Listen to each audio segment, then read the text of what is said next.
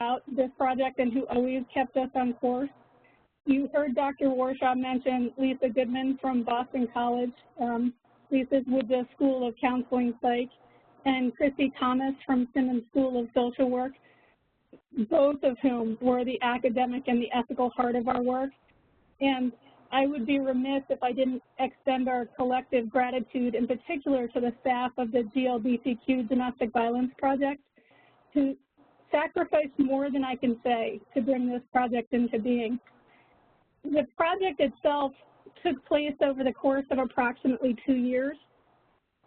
The center and all of those stunning individuals that I just mentioned gathered learning lessons, not only from the staff of the LGBTQ Domestic Violence Project, but as well Harland's organization, the Northeast Two-Spirit Society, Queer Muslims of Boston, the Violence Recovery Program at Fenway Health, the Hispanic Black Gay Coalition, the Massachusetts Alliance of Portuguese Speakers, and a domestic violence organization called Harbor Cove that specializes in serving survivors who are confronted by systems barriers such as racism, xenophobia, and poverty. We also spoke with individual LGBTQ practitioners and leaders from culturally specific organizations across the country. And the outcome, as Dr. Warshaw said, was a substantive literature review and a set of learning lessons, or as we called them, observations. And we have links to those documents at the end of this webinar. Amongst the set of observations that emerged from the project were several in particular that held at their heart an understanding of the ways in which trauma-informed approaches and anti-oppression approaches are deeply interwoven. In short, one of our learning lessons was a recognition that in order to practice in trauma-informed fashion, advocates have to be mindful of and responsive to history and socio-political context. As advocates, indeed, as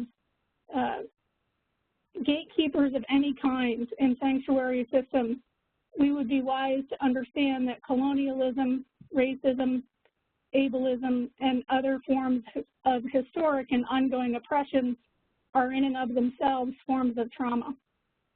And as the project progressed, we began to understand that some of the most promising approaches to the multiple forms of trauma that Two-Spirit and gender non-conforming and LGBTQ communities experience might not be solely those that are defined in clinical contexts, such as mental health or addiction settings, but in addition, those approaches that look more broadly like social change. And admittedly, that's a really deep topic. It's a dissertation in and of itself, which is why we've linked to the observations at the end of this webinar. But as one very small expression of that learning lesson, we really wanted to focus on Two-Spirit communities. As we learned a lot. We learned an enormous amount from every one of those partners, and Harland most especially. So to the point of this slide, the genderbread person, many of you may have seen this before. For others of you, this may be new. We recognize that some of you may come to this webinar with little or no knowledge of LGBTQ and gender non-conforming communities, much less Two-Spirit communities. We also recognize that others amongst us may come with a fair amount of knowledge. You may serve these communities. These may be your communities. And so we're going to do simultaneously two things in really quick succession. One is we're going to acknowledge and define what people generally mean when they say LGBTQ. And the second thing we're going to do is we're going to ask you to let go of these boxes because they really don't apply in the same way in Native context. So we're going to acknowledge the boxes many of us may have in our heads or many of us may have heard about, and then we're going to ask you to let go of them. So the genderbread person, you'll notice that there's a number of continuums on this slide. About 2/3 of the way down, there's one that discusses biological sex.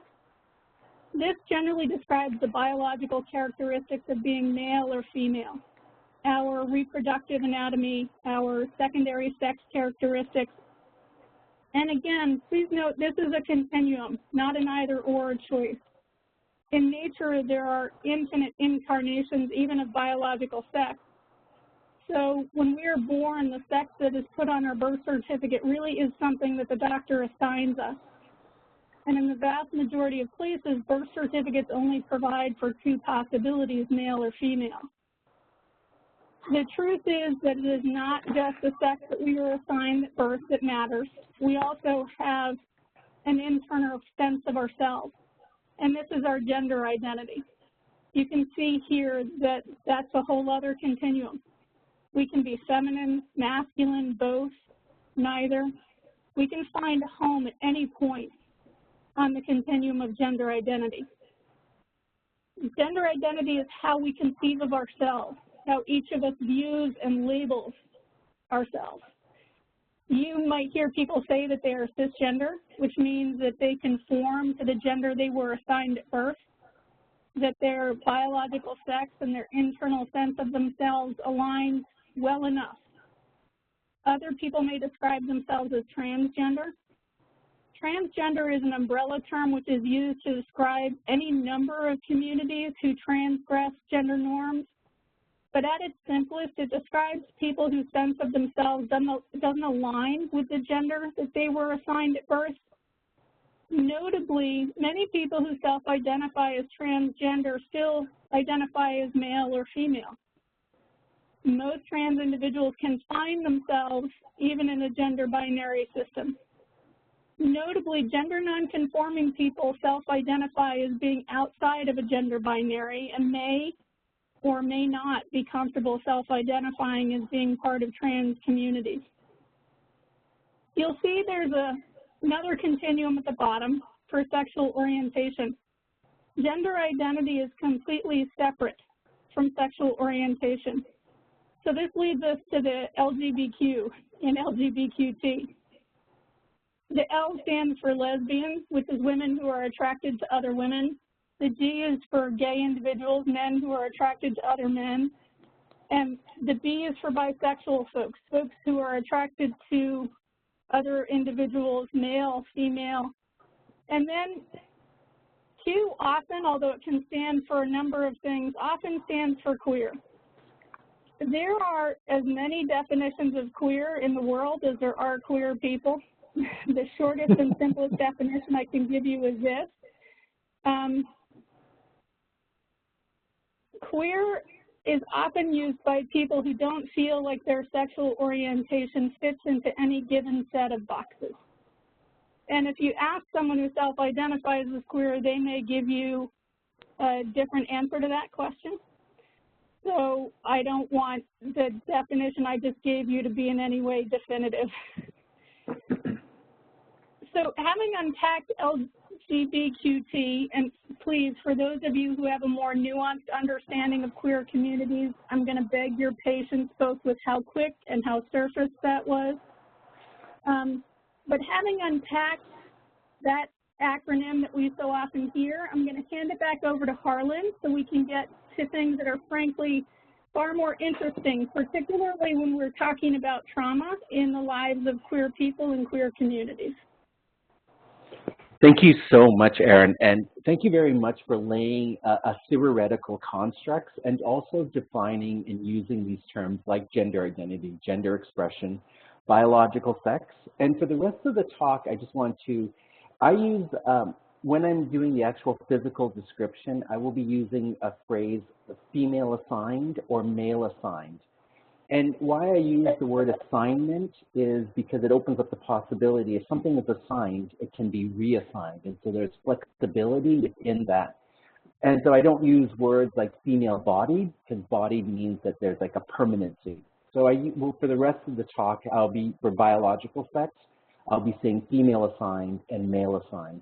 And then also for sexual orientation, I may use this heterosexual and homosexual. Although if I went to a medical provider or a service provider and the medical provider said, so how long have you been homosexual? I would probably go, ew, you know, we don't use the word homosexual. And you're right, Aaron, in the respect that we use LGB or Q instead of homosexual. but and homosexual is rather medicalized, but I may use that, that continuum. But now we have this like Western framework. What I would like to do is to use that, but I'm also going to start breaking these down, but using the same language or the same, the same language when I'm talking about the Two-Spirit community. So where I would like to start off is, this is a painting by George Catlin. This painting was painted sometime between 1861 and 1868. And this painting is like, it's 24 inches by 18 inches, so it's a relatively small image. And George Catlin was this Euro-descended individual that was living on the east coast of the United States and saw the impact of colonization was happening on the east coast. And what he did was he packed up all of his paint set and ran out west and started feverishly painting to capture what was going on before colonization was going to have an indelible mark on the native people of the West. In many respects, he accomplished what he set out to do. I know that there are two people that have gone to the National Gallery of Art and looked at the designs and the beadwork and the colorization and have replicated that. But this painting is, the official name is the Dance to the Berdache, and we'll be talking about that word Berdache in a little while. And it is this painting is depicting the Dance to the Berdache for the Saki or the Sakanfax people. So what's going on in this painting? This painting is depicting the dance to this Berdache. And you'll see the individual, the fourth one from the right that's wearing that long dress-like buckskin dress. And so the Saki people had two chiefs. They had a camp chief that was the head of government and internal relations, and they had a war chief, head of state and external relations. And it didn't matter how much a war chief said, we have to go to war. It wasn't until their head two-spirit person, that Ikukua, the individual, the fourth from the right-hand side, said, we will go to war on such and such date and time.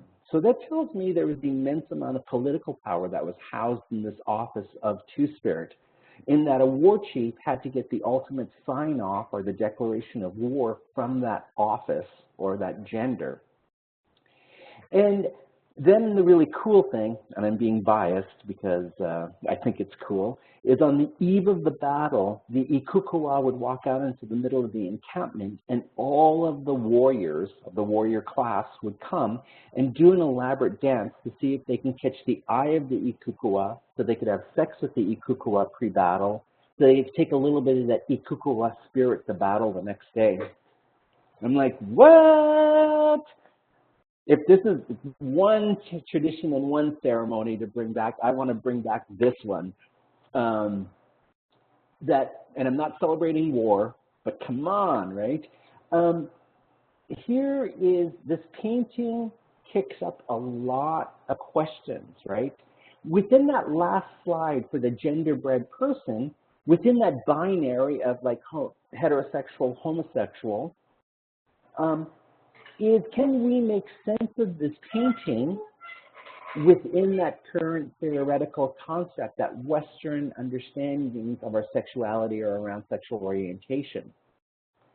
And what I would like to say is, this is where I would like to begin the conversation around the two-spirit, and to show that this is a different conversation and perhaps a different framing of our world around us when we're talking about gender and sexual orientation, or even when we're framing the discussion around the LGBT and queer discussions. So the concept of two-spirit, first of all, is an organizing strategy and not an identity. Although it's positioned and often used as an identity, it cannot be an identity. And if it's positioned like an identity, it then becomes highly problematic. So two-spirit is an organizing strategy or tool, so that when we do the call out, hey, two-spirit, who we're trying to identify are those individuals who are Indigenous to Turtle Island and LGBT identified. And once you have those two components, then it opens up the possibility for those individuals to answer that call, or for us to start organizing and advocating and doing community work for those individuals who are Indigenous to Turtle Island and LGBT identified. The term two-spirit does not make sense unless it's contextualized within an Aboriginal or Native American or Indigenous framework or community. And this is key to that point in which that the Two-Spirit, although it's to honor those nations that had the respect and honor for these individuals that we would know as Two-Spirit. Finally, Two-Spirit within a traditional setting was a gender analysis as opposed to a sexual orientation analysis. Gender, like some nations had 2 genders, some nations had 3, some had 4, 5, and some nations had 6 different genders. And so what we will do is we will look at that and tease that out of what does that mean to have a nation that has 6 different genders. And finally, today, most people associate the term with LGBT, or lesbian, gay, bisexual, transgender, queer, questioning, intersex, gender non-conforming, gender non-binary, Native, or Indigenous people. However, the work of Two-Spirit organizations, leaders, community organizers is more akin to this traditional understanding about our gender roles or our roles within our respective nations. Now, a little bit of history of where did Two-Spirit come from, or a little bit of the etymology around Two-Spirit. Up until contact, those nations that had a 3, 4, 5, or even 6 different genders, we had our own words within our own language to call forth, to name, to label, and to identify these other genders.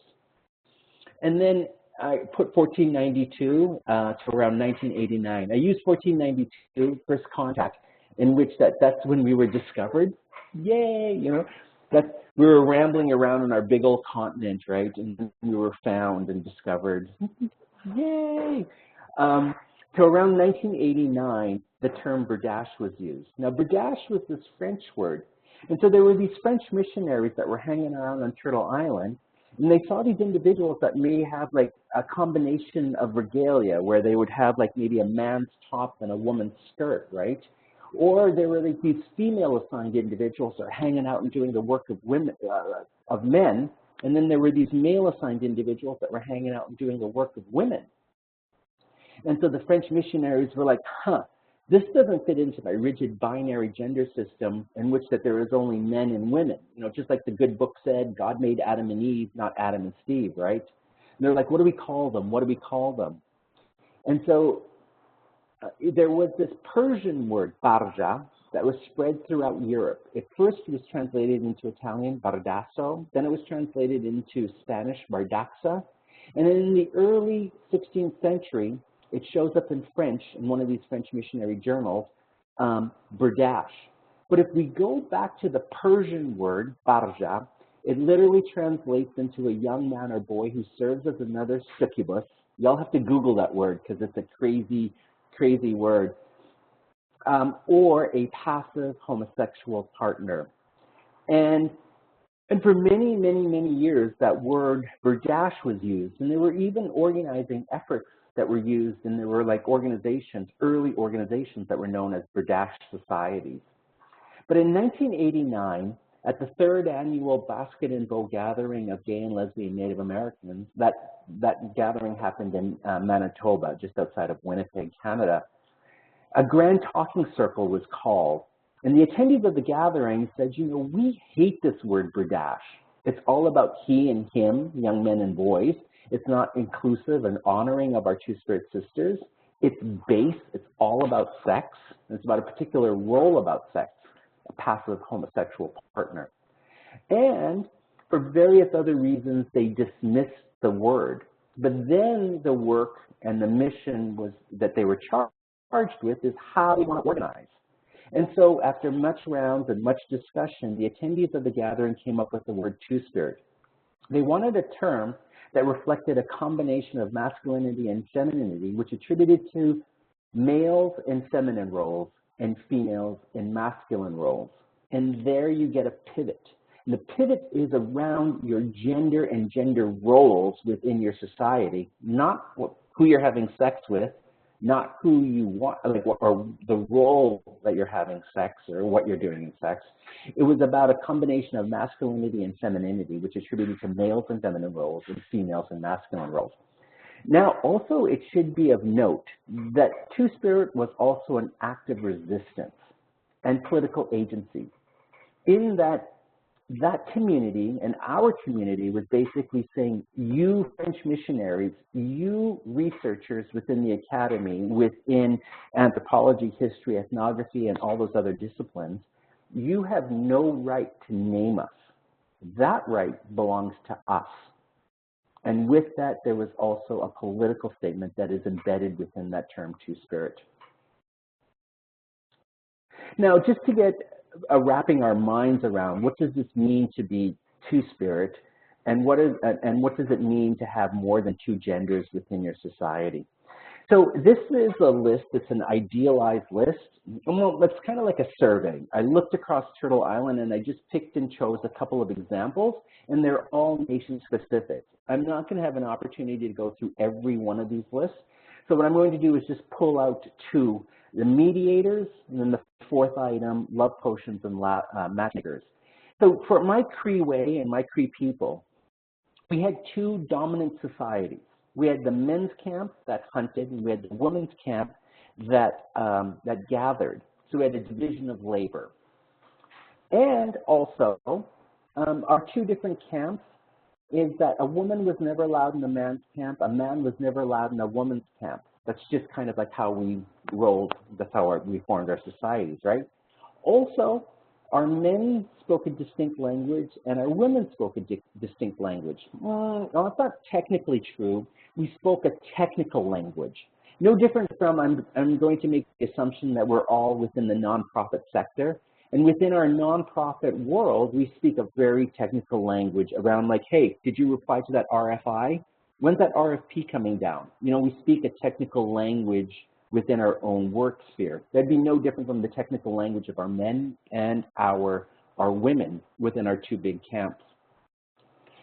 So if there was ever disharmony or discord amongst these two dominant societies, a woman couldn't walk over to the men's camp and say, hey, man, what's going on? And nor could a woman walk over to the men's camp and say, hey, what's the skinny? Like, what's going on, right? But us as a Yahweh, we were often schooled in both of your languages. We were also schooled in both of the techniques, hunting and also the art of gathering. And we were the only folks that had equal access to both camps. So literally we could walk over to the men's camp and we're like, hey, what's going on, what's happening? Walk over to the women's camp and like, hey, what's the story, what's going on?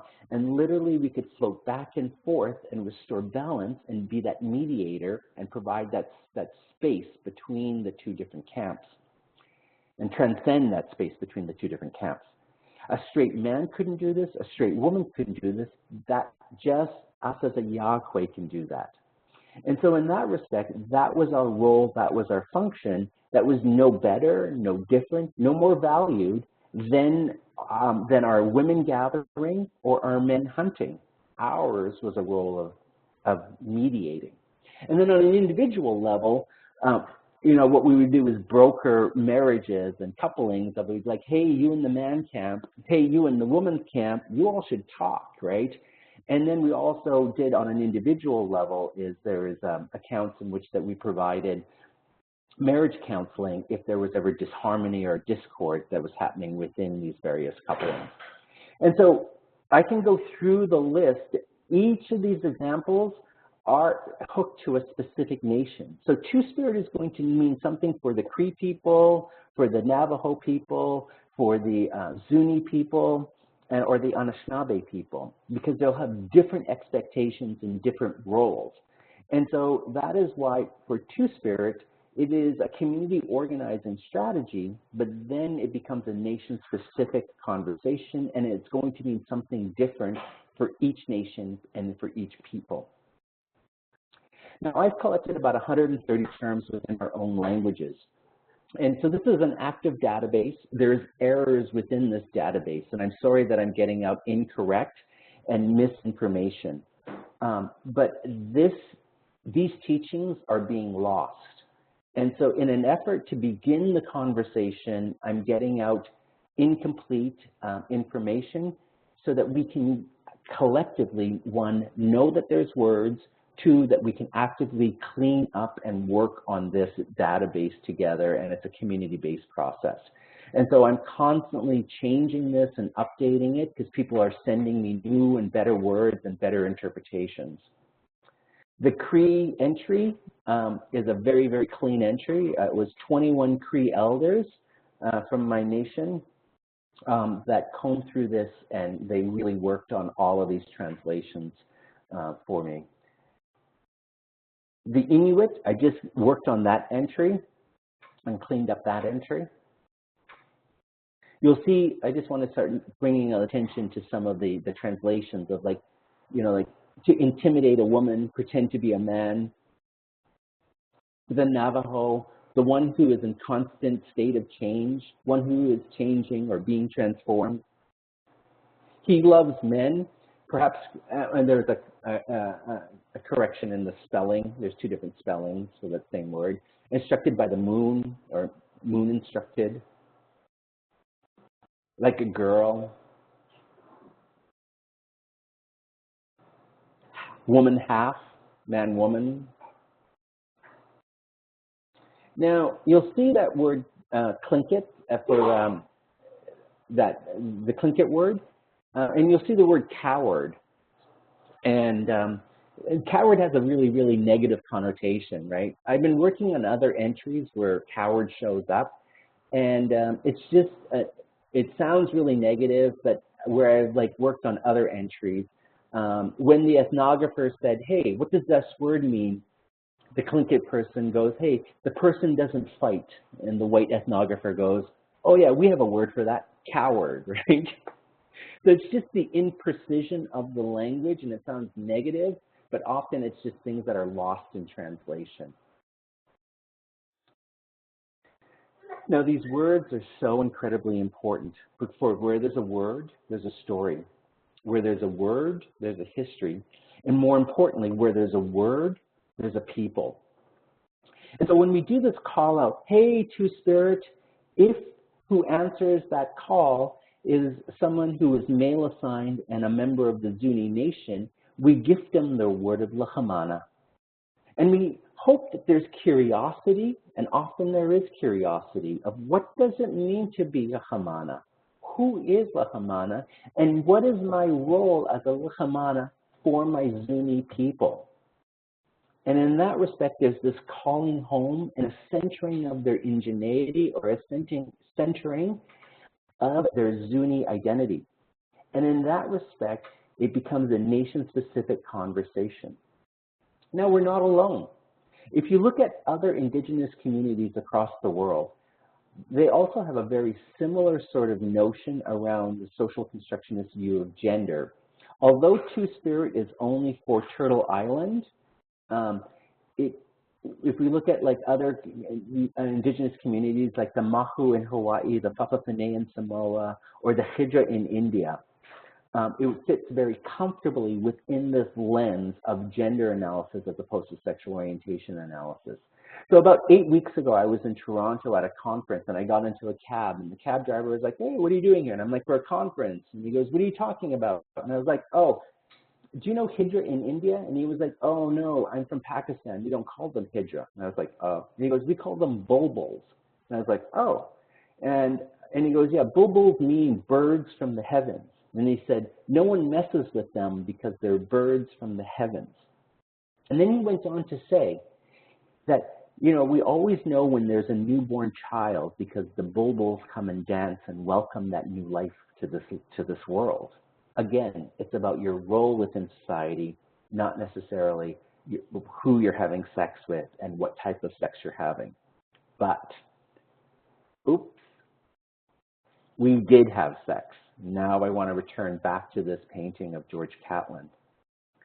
And how can we make sense of this? About the dance to the berdache. Again, we don't like the word berdache, so in your mind's eye, it should be really, technically, the painting should be the dance to the ikukua. So I'm going to provide you two different contexts and two different ways of our theoretical understanding, or context for us to understand this painting. And I'm going to provide you a linear way, and that's code word for Western, and I'm also going to provide you an indigenous way, and that's a circular framework. And this is a part of the work that I'm doing at within my PhD program. So before I can go on to the linear or the circular frameworks to make sense of that painting, I have to provide a little bit more context. So if you remember within those 9 slides within our languages, you'll see that within the translation that there wasn't a word for gay or lesbian or bisexuality. I have yet to find a word within any of our languages that translates into gay, lesbian, or bisexual. And so as a result of that, I make the assumption that we were heterosexual normative. Now, I don't think we would have thought of it this way, so I'm providing a Western framing of this conversation for us to make sense of it, providing a space for translational services. But I don't think we would have thought of it this way. So we know what heterosexual normative means today in a binary system. You cannot have 2 men hooking up and having sex within their gender, nor can you have 2 women hooking up and having sex within their gender. And when you have a 4-point gender system, like visualized in this medicine wheel, the same holds true when you have a 4-point gender system. Now, you cannot have 2 men from the warrior class within that yellow field hooking up and having sex within their gender, nor can you have 2 women hooking up and having sex within their gender. And what held true for those genders held true for the other 2 genders. You could not have 2 male-assigned Two-Spirit people hooking up and having sex within their gender. I, as an Ayakwe, would take a straight man as my husband. My husband would do all the things that were socially expected, including having sex. But because we're having sex outside of our gender, we would be considered straight. And I'm air quoting straight, right? Because I don't think we would have thought of it that way. Similarly, our female Two-Spirit people would take straight women as wives. And again, it would be a sexual as well as it would be a marriage. And if the relationship ever dissolved, their wife would go back into the pool of eligible bachelors. And again, key to this is that you had to couple up, and you had to couple up outside of your gender, and you could not have sexual relations within your own gender. There was a social taboo around that. Ooh. So the linear account, and I'm sorry, it's not in this slide deck. That will be for the next time we meet, all right? I will talk about a linear and a circular account for this painting. Sorry. So that all kind of came to an end. And this is a painting that hangs in the Spanish National Archive. And it is telling the story or capturing the story of Captain Vasquez Núñez de Balboa, who was the Spanish conquistador who in 1513 was roaming around the land that we would know as Panama today. And he found these men that were engaged in same-sex sexual relations. And so what did he do? He had a big grand party and he celebrated and honored them. No. What he did was he rounded them all up and fed them to their dogs. Their war dogs. Well, that's technically not true. He rounded up just the burdashes, the passive homosexual partners, and fed them to their war dogs, is what this picture is depicting. And what you see in this picture is like a beautiful example, I'm using that sarcastically, beautiful, of propaganda, where you have the brightly colored, jubilant, celebratory Europeans doing God's work and ridding this world of this vermin, this absolute disgustingness, and this horrific behavior. And that is the beginning of this narrative of colonization. And I would like to just dwell in this conversation for a little while. Now, this is the first residential boarding school for Turtle Island. This is the Carlisle Industrial School that was opened in 1879, closed in 1918, just outside of Philly in Carlisle, Pennsylvania, on a former Army barracks. And it is, the Canadian government actually sent representatives down to Carlisle School so that they could learn, and then they came back and they replicated that system here in Canada. And what does this have to do with the Two-Spirit community? It has everything And at the same time, it has nothing to do with the Two-Spirit community. And we can hold those two contradictory statements, and we can hold it as one. If we deconstruct this painting, if we can deconstruct this picture, we see that all the young boys have short hair and are wearing pants.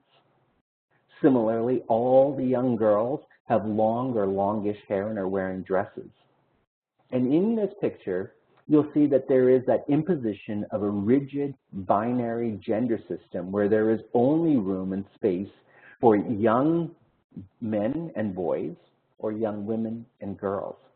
We within the Two-Spirit community of those third, fourth, fifth, and even sixth genders, we're not forced to the margins of this picture. We're forced from the entire frame of this picture, in which that there are only two genders and only room for two genders.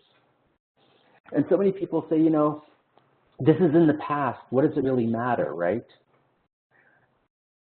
It is, for me, and I want to share a little bit about my own personal story and how, like, my mother was ripped from the Beaver Lake Indian Reserve, put into a boarding school, and literally had her Indianness beaten out of her.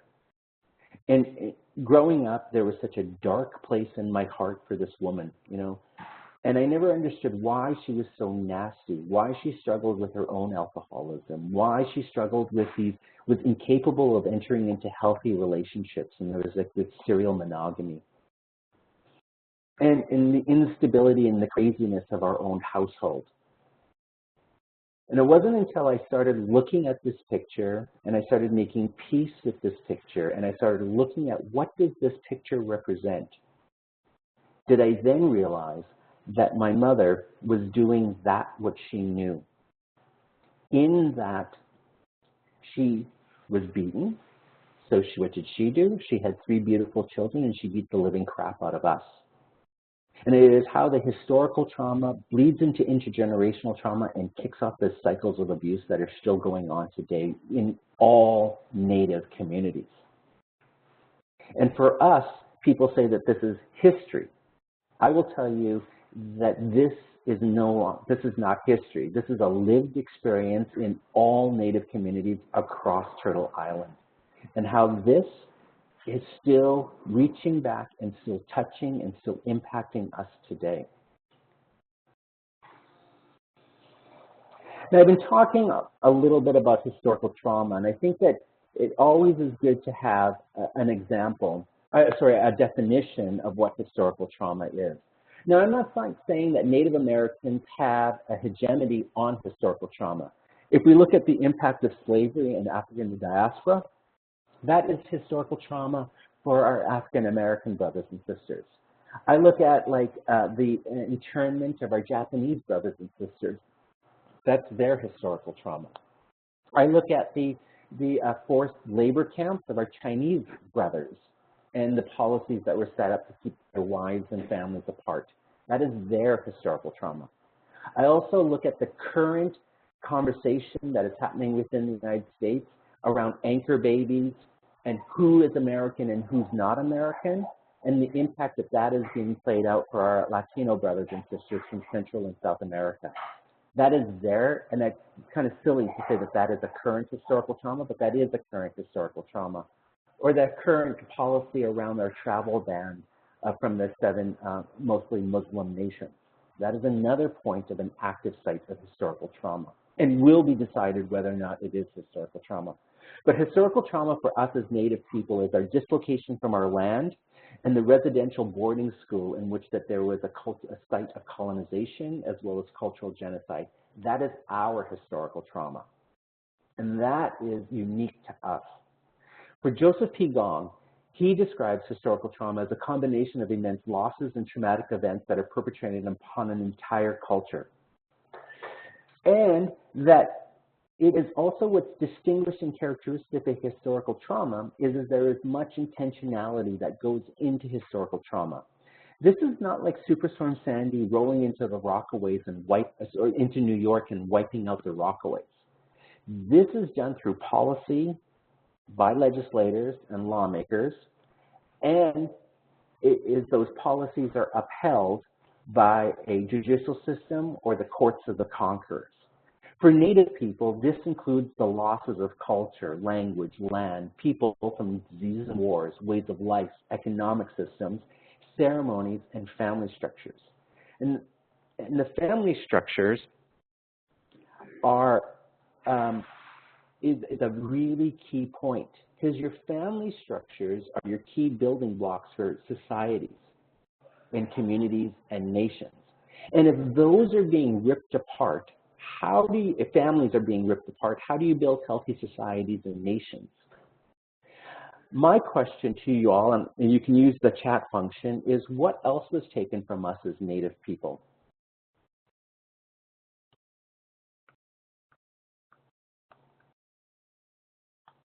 I gave you the answer. Our Two-Spirit people were taken from us. But I resist the temptation of putting us as a separate bullet point. Because unlike the broader LGBT and queer movement that wants a separate community center, a separate program, and I'm not being critical or offering a critique, I'm merely making an observation. And I understand why there is that need for that separateness, for security and empowerment. But with us within the Two-Spirit community, our conversation doesn't begin with asking for anything separate. What we were asking for is for our nations and people within our respective nations, for us to remember and to recall and to restore our place of honor and respect within our cultures. We saw nine slides of how we were in the language. So those individuals that are doing language work include those words as they were included in the past. Land, people, ways of life, economic systems, ceremony, and family structures. Literally, we are in every family. And so there is also, I would like to dwell in that it's a subtle, but yet it is a radical shift within the conversation. The non-native LGBT and queer movement is asking for new rights or an expansion of rights and privileges. And so how that kind of like plays out, a nice example is like the U.S. Supreme Court in their ruling, Wellbeing versus Virginia, granting the rights for African Americans to marry whoever they want to marry. The gay community or the queer community goes, we want that right. And so they either use a human rights or civil rights or a social justice framework, and they ask for an expansion of that right. Again, for us in the Two-Spirit community, is that our starting point is a remembering and a reclaiming and a restoring. And so it is a completely different positionality. Also, if non-native people and well-intentioned non-native people, when they do this call of this is the pathway for equality or this is the pathway for salvation, for those folks to not root or ground or include a Two-Spirit lens, there is a presumption of innocence. And what that means is that in your call for equality and salvation, or offering a pathway for salvation, for it not to include us and to anchor us as from an Indigenous perspective, then there is an erasure of this lived experience and this history, and as a result, it becomes a site of colonization. And so we must root and ground, and our conversations and our work must be inclusive of our Two-Spirit people, because it is a radically different way of conceiving and framing and working within this world. Who were some people, our Two-Spirit people of long ago? And there's only about 20 images. You're seeing about 60% of those images. Now what I would like to do is I'm going to turn this over to Aaron, and Aaron and I are going to have a little bit of a conversation. If I can speak, Harlan, every time you talk, I find I am so overcome by both emotion but also generative thought. So thank you for everything you just shared. I want to highlight, I think, two things that we learned from you and also from everyone else we talked to, from Queer Muslims of Boston, from the Black Hispanic Gay Coalition, from the Mass Alliance of Portuguese Speakers. You highlighted two things beautifully. One was that when survivors two-spirit, gender non-conforming LGBTQ survivors of partner violence are coming to us, they're often coming to us having experienced multiple forms of violence, abuse, and trauma. It's not just the partner abuse. And one of the other things that we learned along the way was the profound importance of reclaiming community and communal space structures, family structures, value systems, and I think you just did such an eloquent job of illustrating that as well. And I know that you're handing us this framework so that we can do better. And I want to make sure that we're not misusing it. So I want to try and distinguish here sharing from unauthorized taking. And the way that I frame that might, sort of provide its own answer, but bear with me for a second. I have an example. So I'm not Native. I'm what would be described as a settler, right? I don't assume that most people on this call are Native, and I have seen lots of non-Native people, myself included, misappropriate Native art, Native practices, Native rituals. So let me put out a somewhat naive question. Forgive me. I'm mostly Irish. The Irish are also a colonized people. We have a huge history with alcoholism as well because of the same dynamic of alcohol being used as a weapon by the people who colonized us. So much of what you just said really resonates with me, and it resonates with pieces of Irish history. Why couldn't Irish queer people, as one example, adopt two-spirit frameworks? Because it seems like there's a lot of parallels there. So why couldn't Irish queer people say, we're two-spirit too? Sure, I think that's a great question, and I know that for a lot of people, they like this, right? It's really kind of empowerment based in history. And also, I'm really biased. Us two-spirit people, I really think that we were the bomb, right? But it becomes a little problematic, right? In our community organizing efforts, when we do the call out, hey, two-spirit community, and everyone and anyone shows up, how do we then organize and how do we then have this conversation that becomes a nation-specific conversation? So practically, it has to be walled off to those individuals who are Indigenous and LGBT identified, and so that we are organizing and also so that we can advocate and so that we know who we're talking about when we're using that term two-spirit. But that said, I do think, I think we're always about sharing and invoking a spirit. I'm about sharing and invoking a spirit of generosity.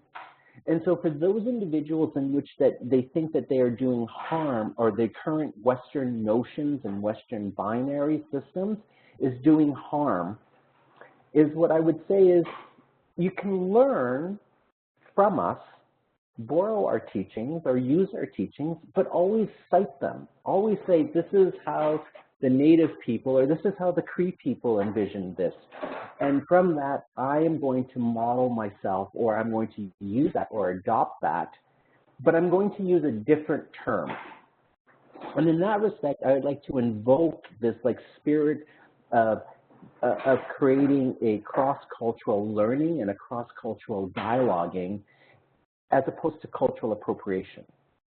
And where that there is a mutuality and a respect and honoring and an acknowledgement, but you come up with your own term. And I will be there to defend and fight and to also support your new term.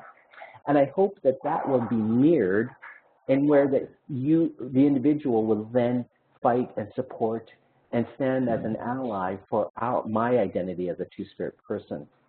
And so I think that we have things to offer the broader Native, the broader non-Aboriginal, broader non-Native queer community, but there should be a space in which that there is mutual honoring and respect. I know one of the things that you and I have talked about is the importance of reciprocity. That if the sharing only goes in one direction, that starts to look an awful lot like appropriating or misappropriating. That unless there is reciprocity and mutuality, there is not respect. And one really simple example of that you showed me that I was rather stunned by, I don't know if it was the University of British Columbia, I'd have to go back and look now, but there's a university-based sexual assault program in Canada that when you open its homepage, the very first thing you see is a land acknowledgement that speaks to the fact that the Rape Crisis Center sits on Native land that no longer belongs to Native people, that it was taken from Native people at the point of force. And that is your welcome to the Rape Crisis Center. Yeah. It's right underneath the hotline. It's not, here, this is who we are, this is what we do. The land acknowledgement is there almost before anything else that you see. And it tells you something about the nature of what the Rape Crisis Center does and how it goes about its work. Right. There's a centering of that indigeneity. Like right now, I'm on a reservation on the north side of the island, of Vancouver Island. I'm on the Kwakwaka'wakw Nation. And before I do any talk, what I do is I acknowledge and do a land acknowledgement, and I thank the Kwakwaka'wakw for tolerating my presence on their territory, and I am a guest on their territory. And I'm very mindful that I am a guest on their territory. So the land acknowledgement begins in honoring those First Peoples and understanding that we are, even me, who's Cree, an Indigenous to Turtle Island, I'm a guest, I'm a settler on their territory, and I have to be very mindful that I am going to be their guest. I kind of liken with, if I don't do the land acknowledgements, if I were to walk into your house, Aaron, and not acknowledge that I'm in your house, and how the narrative often happens is I start telling you how to clean, when to clean, and what to eat and how to eat. Yeah. And that's, I think, for us as Native people is we should, at all, like a really good practice or best practice for all people is find out whose land you're on and do those land acknowledgements and acknowledge that you are a guest and you are an uninvited guest. Now, I've gone through the protocols, I try to go through the protocols so that I ask for permission to be on territory and on land. But that's my own personal commitment and respect and being mindful for our Native people and our Native ways. And I think if I can, I would add to that, one of the things that I've watched happen a lot in circles where people are attempting to do healing work is that they are using Native struggles, but for non-Native ends. So I think I watch, and I've even seen myself do this as someone who is a settler, say some version of I stand with X, right? That's often a Twitter hashtag, I stand with X. So we put ourselves in someone else's shoes to make a political statement. But we do it without the reciprocity and the mutuality and the respect and without permission, without saying, does this serve your purpose? Is this the goal that you are working towards? Do you want my help? How do you want me to be of service? And so even though we mean well when we are entering that space, it's often a form of staying at the podium rather than passing the mic. Right. And I think that the flip side of that is often asking Native people to do labor, intellectual labor, emotional labor without compensating them, right? Right. So I think this comes in lots of forms. Right. Aaron, can we talk a little bit about reconciliation? Please. Yeah. And Harlan, do you want to put because I know you're in Canada now, and reconciliation means something very specific in Canada that it might not,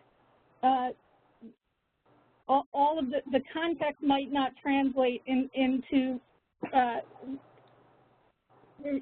for people located in the United States. So do you want to talk about what that word means to you? Sure.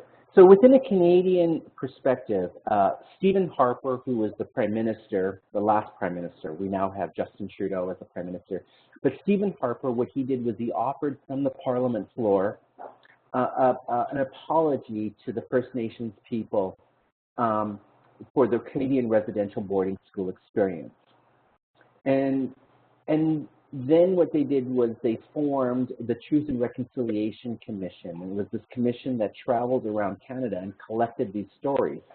And then after, I don't know, thousands and thousands of pages, what they did was the Truth and Reconciliation offered a 94-point plan of recommendations of how to embody reconciliation. And reconciliation, from my understanding, is how do we write, W-R-G-H-T, physically write policies and programs to correct, and also how to write, R-I-G-H-T, to make good again our relationship. And so there's healing work that has to be done with non-Aboriginal and settler colonials and arrivants with the First Nations people or the Aboriginal people of Canada. And so for reconciliation here in Canada is, from my understanding, and there are many, many different definitions of what reconciliation means here in Canada. So my understanding for reconciliation is that what we've already started modeling within this conversation, Aaron, and which you have brought up, is this notion in which that there is a mindfulness and attentiveness to our relationship, and that our relationship is mutual, it is respectful, and it is built on notions of trust and honoring. And it is also acknowledging each other. And what I say is serving as a witness, in which I say, I see you, you see me. And then we enter into a community and we enter into a dialogue, but it's a dialogue of meeting of equals or meeting of mind and heart. And in that, we both have different responsibilities. You know, like, I kind of like, as I'm stepping into, I'm a first-year doc student, a PhD student at the UBC, and I'm entering into the academy at the highest level. You know, there's only about 5% of the general population that has a PhD. And if we go internationally, only 3% of the world's population has a PhD. So I'm entering into a very tiny elite. No one is holding my hand, and no one is saying to me, this is how the academy works. I'm figuring it out that on my own. You know, I don't go to white people, don't go to other, hey, I'm like, hey, PhD person, what's your culture? What are your protocols, right? I think if I can do that, I think that other people who are non-Aboriginal or non-Native, they can do the opposite. And they can find out what the cultural protocols are. They can, if I can figure out white ways, non-Native people can figure out Native ways. But I'm very mindful of that and really attentive. And so that is my responsibility so that I know whose culture that I'm partaking in, and I'm learning and educating myself. And I think that other people.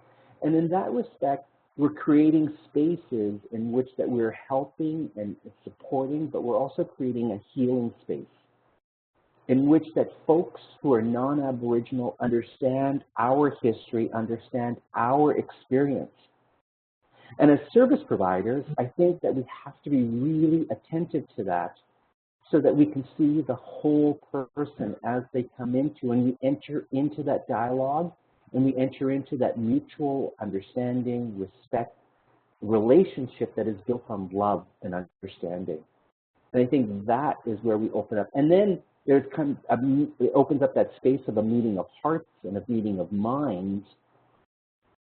And there, I think, is where we have a site of healing, a potential site for healing. And we don't have yet any similar process in the United States. So part of what we talked about with all the people who contributed to the project was what we think is a parallel in the United States. And certainly we know that this is practiced in Canada as well, but the idea of transformative justice as a parallel for reconciliation. And this is an idea that has emerged from activists a lot of the literature was focused largely on peer-reviewed, published documents. It didn't consider the enormous array of activist literature and art that historically oppressed communities have often used to express communal strategies for survival. So, for example, we looked at the work of Insight, which is a national women of color against violence organization. We looked at creative interventions. We looked at broader bodies of art, music, dance, fiction, oral history. A lot of these things attest to this creative communal drive. And one of the innovations that emerged from a lot of this activist energy was the concept of transformative justice, which I think parallels, not exactly, but closely enough with reconciliation. And in particular, later in this PowerPoint, you'll find citations from Generation 5, which is an organization that does work against childhood sexual abuse and creative interventions. Transformative justice recognizes that many mainstream approaches to violence, including domestic and sexual violence, have actually inflicted harm on two-spirit, gender non-conforming, and LGBTQ peoples, particularly those who face multiple forms of oppression. So transformative justice practitioners argue for an approach that understands these historical harms and seeks to create new and innovative responses so that we don't continue to replicate these traumas. So rather than working from a framework of social services, and I say this, and most of us who contributed to this project spend 90% of our day doing social services, but rather than working from a place of social services, transformative justice aims for the liberation of entire communities, not just as individuals, but rather from the assumption that individual, and I'm quoting here, individual justice and collective liberation are equally important and fundamentally intertwined. So, in other words, transformative justice seeks to transform both political and cultural conditions that allow violence, abuse, and oppression to exist in the first place. And so transformative justice is a trauma-informed approach to co-creating healing, to embracing the whole person.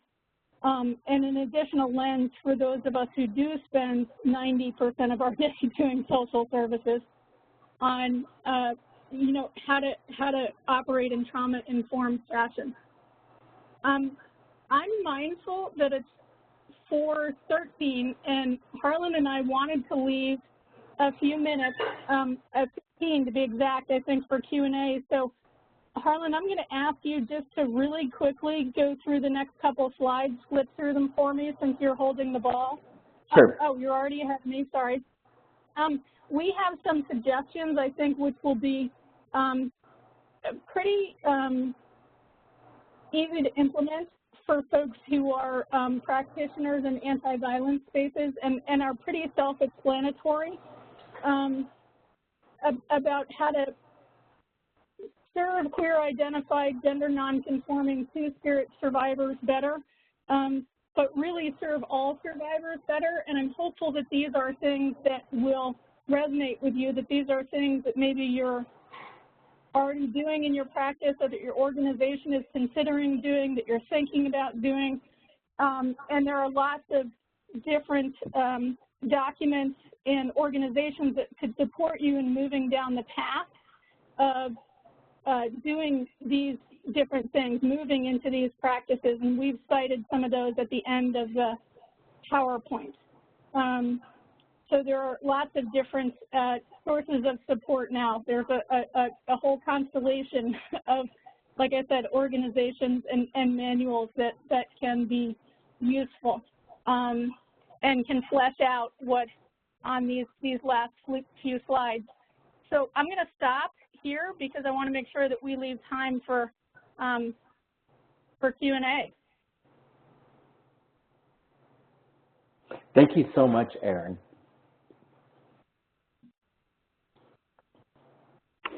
Yeah, absolutely. Thank you so much, Harland and Aaron, so far. So if folks have any questions, you can type them in the chat, and Harland and Aaron will be able to get to them. So, Aaron, I would also like to, I believe that this PowerPoint is going to be shared, and so I know that we buzzed through, but also I believe in your points there is a mixture of both like prescriptive, like this is what we can be doing, but there is also all of these links for people to dive in and to deepen this conversation, correct? Yeah, absolutely. There's some really simple sort of encouragement around respecting people's pronouns, asking what pronouns people would encourage you to use and respecting those pronouns. And there's also in the additional resources section some much deeper and broader philosophical guidance. Great. So we have a question from Karnan of what about Indigenous people who are now living in another country and are immigrants? Is there anything that is particularly important when working with that population? Well, I think, I'm framing the question, is providing frameworks for, or providing services for Indigenous people who are living outside of their host nations or their host countries. Is that the question? I think is, again, is starting off with land acknowledgements. I think in that being attentiveness and beginning the conversation on what does land acknowledgements actually mean, I think also it clears the space in which that it is honoring of people's own ingenuity. And it almost, those land acknowledgements would like be kind of like creating a little bit of breathing space and sending a signal to those Indigenous people, because all us Indigenous people of Turtle Island, of North America, Central America, and South America, we travel to each other's territories. We have protocols that govern this like inter or transnational communication.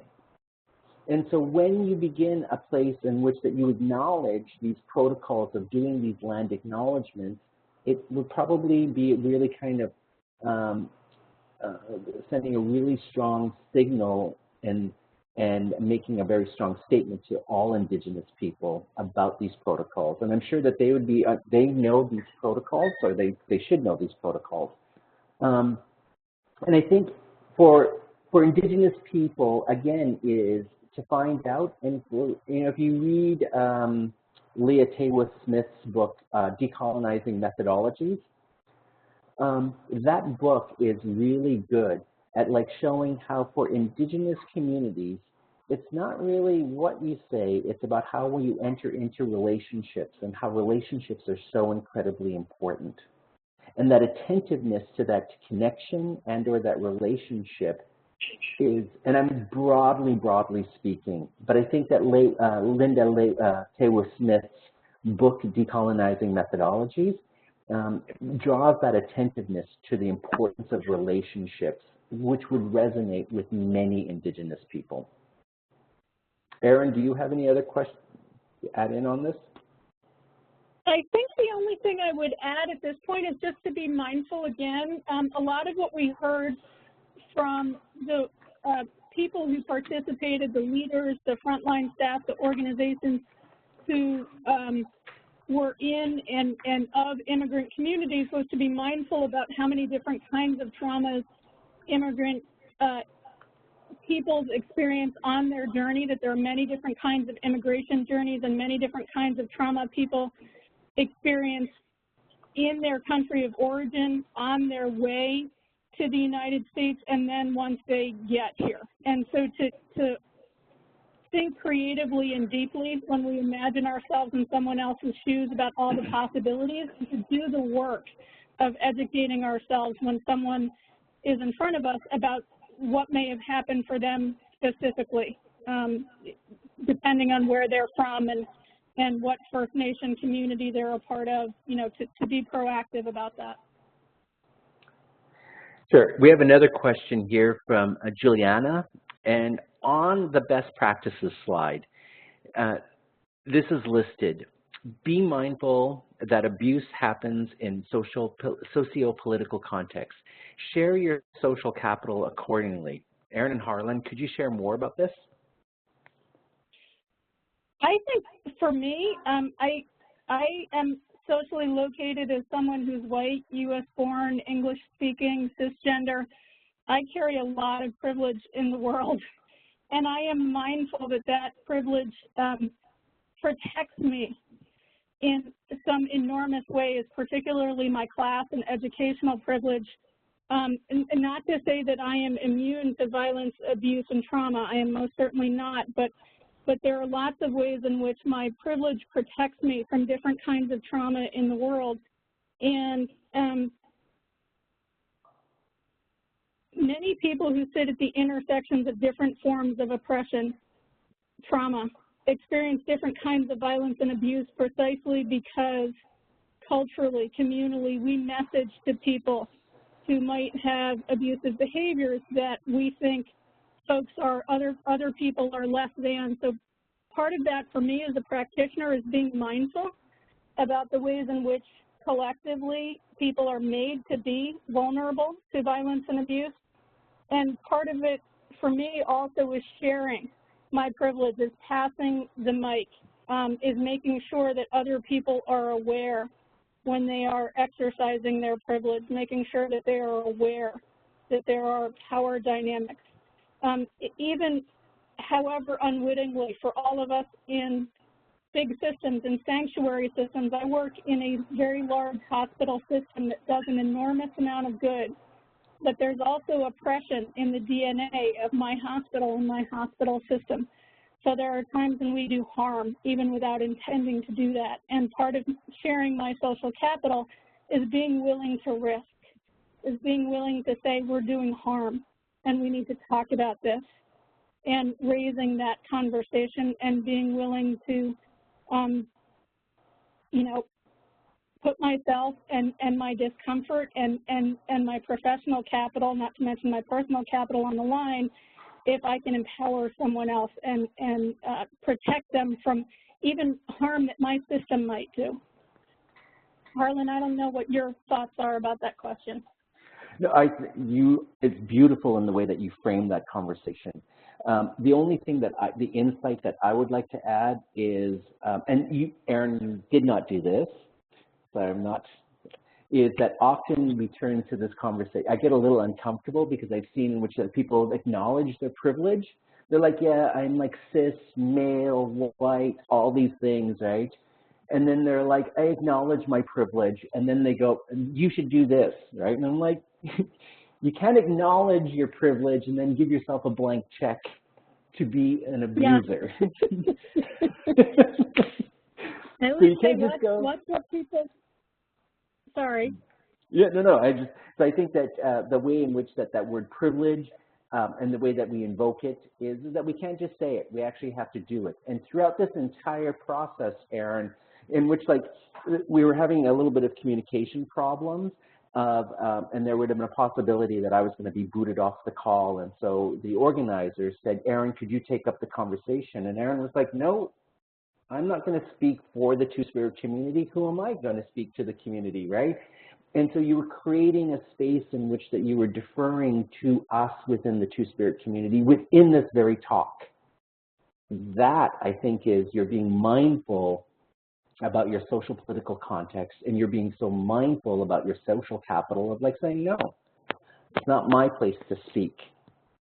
And yeah. I think that is the beauty of what you're saying. So not only are you saying it, but you're doing it.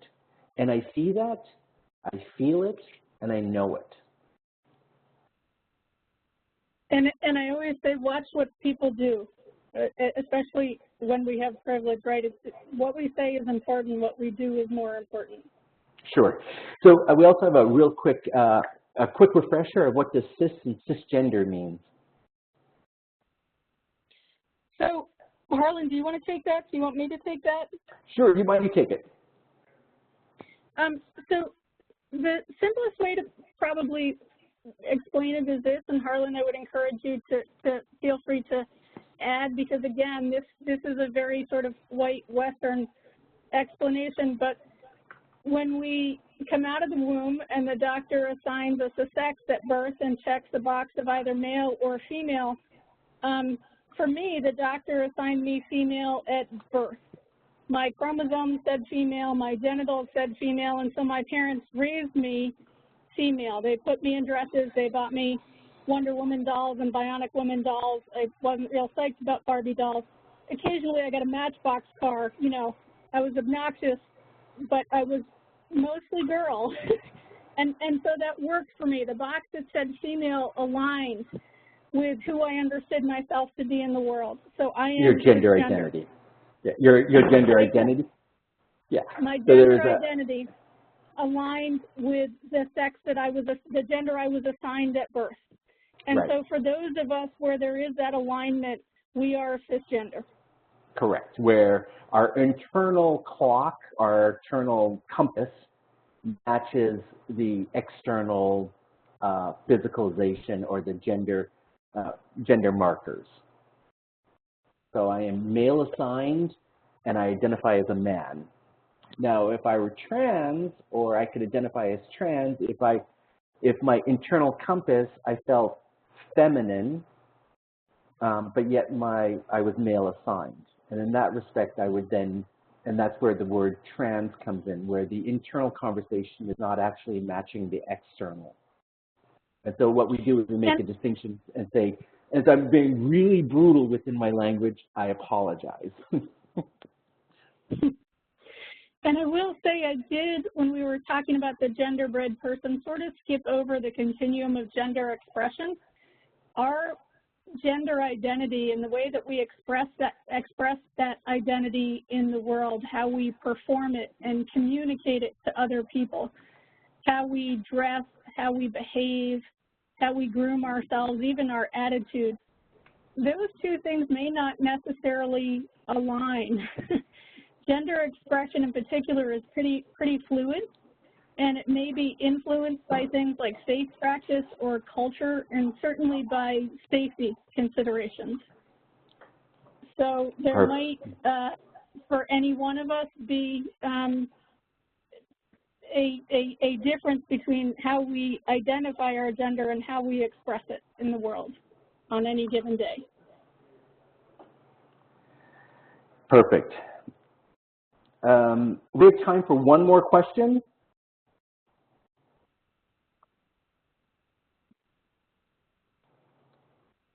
Great.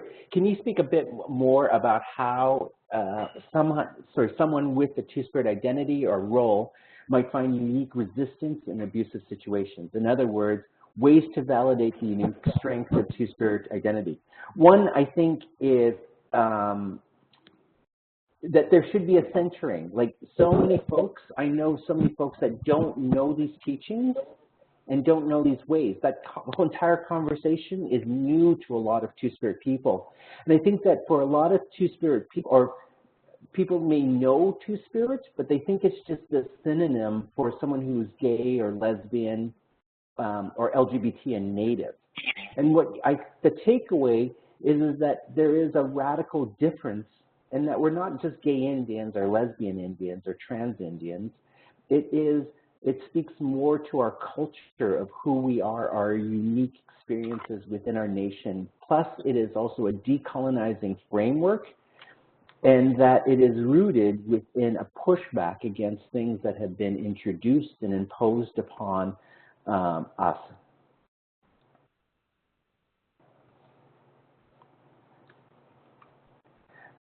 So it's just a different way. And so, and the thing is, if we had more time, I would also be talking about how all of my work is to create spaces where we say, come and celebrate your indigeneity, or come and celebrate your two-spiritness. And in that, we start making people feel proud about themselves. So it's rooted in this cultural pride, in which that folks feel better about themselves. And then once they start feeling better about themselves, then we can start those difficult conversations, and we can start out and doing referrals so that they can like be tapping into services. So we have 1 minute left. I would like to thank you all, and it makes my heart so good to see so many people participating in this call. Angela, I'm sorry, Aaron? Yes, excellent. Thank you so much. Oh, sorry, multiple Aarons on this call. Aaron Miller, do you want to go next? Yes. No, please. Okay, excellent. Sorry about that.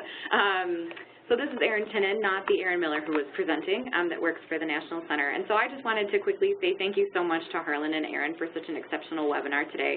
I know some folks asked some additional questions, and so I can make sure that I get those to the presenters and potentially see if we can include some responses in the follow-up email that I'll send. So I'd like to also thank Caption Colorado for providing today's captioning, and thank Angelica Medina and Carla Alegria for also helping make the webinar run really smoothly. Last but not least, I want to thank you all for spending your time with the center. So within the next week, I, as an Erin Tinnen, will send a follow-up email with the link of today's recording, in addition to the slides and the handouts that we talked about, all of which will be available on our website as well. And in addition, you will all receive a certificate of attendance for your time today. So when you close out the webinar, you'll be taken to a very brief evaluation. If you could please take a moment to let us know what worked and what didn't work, what we could do better, it would be really appreciated. So thank you all again for joining us, and we hope you have a wonderful afternoon. Thank you.